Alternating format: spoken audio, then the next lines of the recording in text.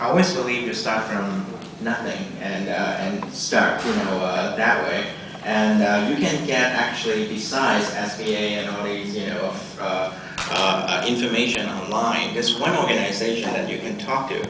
It's actually the U.S.-China Chamber of Commerce. And this organization, believe it or not, your situation, the question you just asked, they have plenty of database that can do some sort of a matching for you, okay? So for example, you want to buy a company or, try to get, VC in order to support this activity. And from the Chamber of Commerce, especially, you can even contact the chairman's office, Mr. Zhang Yong's, office that, is more than happy to assist this way. Yeah, 你现在是要在大陆买公司，是不是？对啊。OK， 他们是有对，你要找 Chamber of Commerce， 他们美国政府在那边有，目前好像要成立第4个 office， 他们有公司在大陆的，他们有办公室在大陆，就是帮助，就是等于是美国人要去大陆投资的。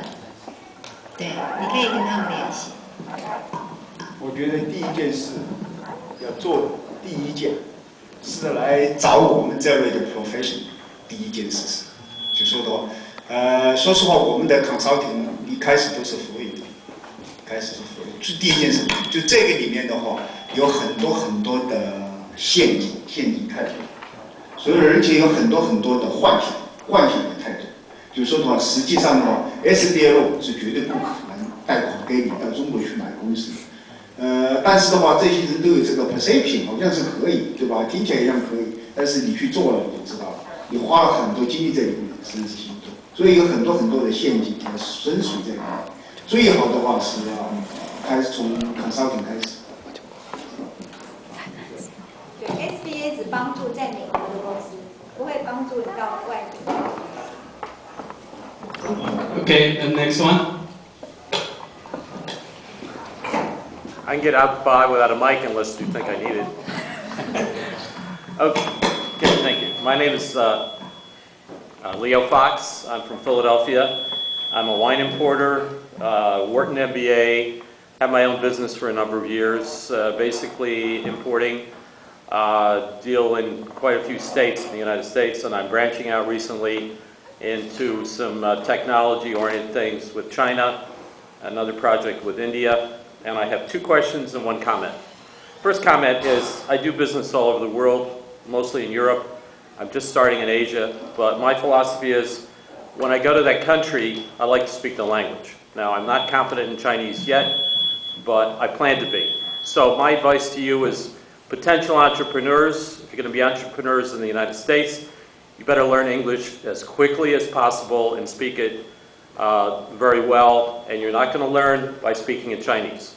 That's just a comment. It's not a criticism of those Chinese speakers, but I'm just saying, if you're going to go back to China, okay, that's another issue, or if you're going to run a Chinese restaurant, you can get by. But other than that, you're going to deal with Americans, you have to understand the nuances, etc.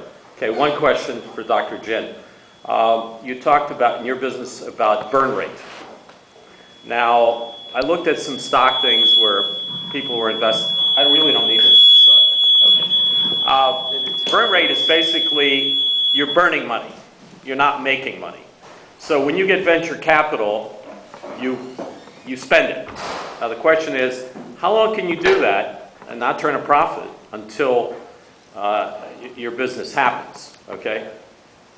And then number 2 is for Mr. Hong. I think your presentation was very, very interesting. The question I have is, you're in a service-oriented industry as opposed to, you're not manufacturing anything. So what you're doing is providing service, healthcare, training services under contract? Patient education. Okay, so 1, 2. Thanks for your And excuse me, I don't want to offend anybody about speaking English, but when I go to France and I'm dealing with suppliers, I only speak French. I'm capable of doing that, so. Points well taken. Okay. 20 years ago when I first came here, I was born and raised in Hong Kong. I didn't speak a single word of English. So I totally understand your point. Now, perhaps I need to clarify one thing is that the presentation that I gave is actually targeted for more healthcare-related research and development type of business or the bio industry. So the burn rate is almost like understood, okay, by VC.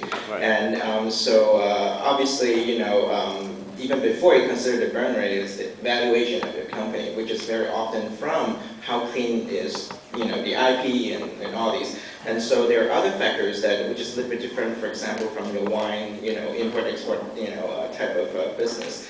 And for the burn rate, in the bio industry, at this point, I think there are a lot of, factors need to, be considered. But I think if you have a strong IP and also with a clear executable plan, okay, for example, from the preclinical stage and then, to the early, phase and then the exit strategy, etc., I think you're in pretty safe, territory that way. And the expectation of making money eventually. Yes, exactly. Right. Hopefully. I didn't get the second part of your question. Well, the question is, I think people are either looking at have a business providing personal services of some kind, which means it's a manpower-oriented, or manufacturing, R&D, technology, whatever. And I guess maybe computer IT things would be similar in a sense of providing services. So you basically have to have a lot of manpower to do, and you're selling people's time, or how are you adding value? You're providing a service. Yes.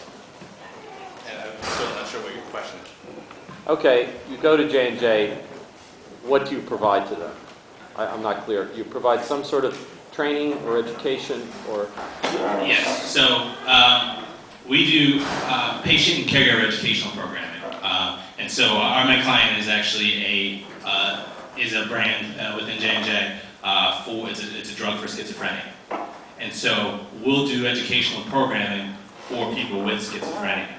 And so it's it's a unique niche for us, just because not to say that we're the only people that do it, but most of the companies out there in pharmaceutical communications are doing direct-to-physician education, because that's where the dollars and the return on investment is at, because you can see an actual increase in scripts.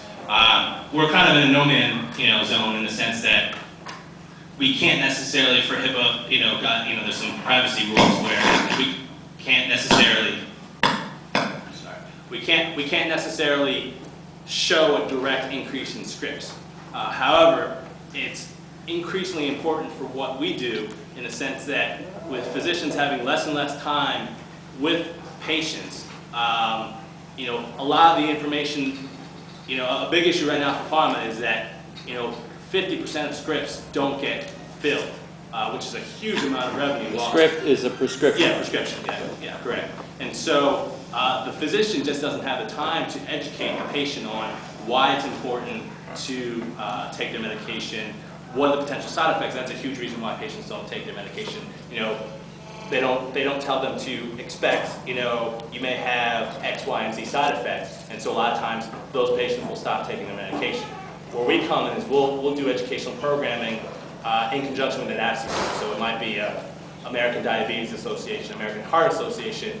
We'll partner with a group like that to generate an audience to educate that community on medication adherence, communicating with your treatment team, how to ask your treatment team questions, how to communicate to your treatment team that you're having certain issues going on. So that's kind of the niche that we're going on with that. So there's not a lot of companies that do that, and then within that, we further refined our brand such that, from my experience, a lot of the companies that, there's not many that do, but those that do, the same people that are doing physician education are doing the patient education. And what happens is, it's very dry and not engaging. And so I have a master's in education from the University of Penn, and so the approach that we take is, our brand is that we're educators, and we approach patient education from an educational standpoint as opposed to, the marketing side of things. And so that's really, so it's twofold. We're a patient education company, which is a niche within itself, but within that we